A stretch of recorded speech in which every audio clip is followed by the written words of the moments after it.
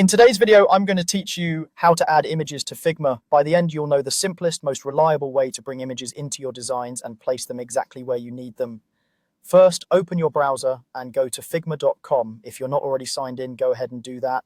Once you're in the workspace, look for the area that shows your files and projects and click into all projects so you can see everything you have access to. Next, choose the project where you want to work and open the design file you'll be editing.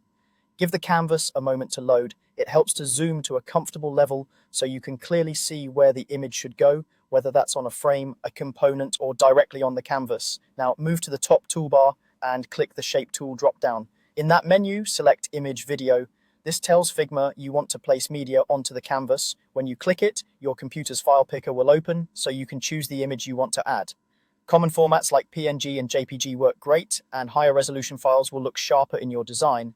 Navigate to your image, select it, and click Open. Your cursor will change to show a preview of the image. To place it quickly at its natural size, click once on the canvas. If you want to define its size as you place it, click and drag to draw the area, then release to drop the image in exactly that space. With the image placed, you can refine it, drag the corners to resize, and hold Shift while dragging to keep the proportions consistent.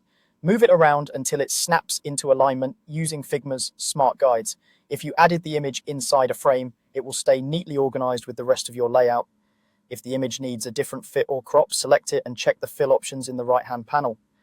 You can switch between fill, fit, or crop to control how it sits inside its bounds. Double-clicking lets you nudge the visible area without stretching the image itself.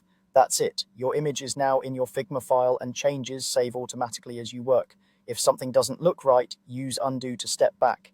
Keep your source images organized and named clearly so you can find them fast, and prefer high-quality assets to keep your designs crisp.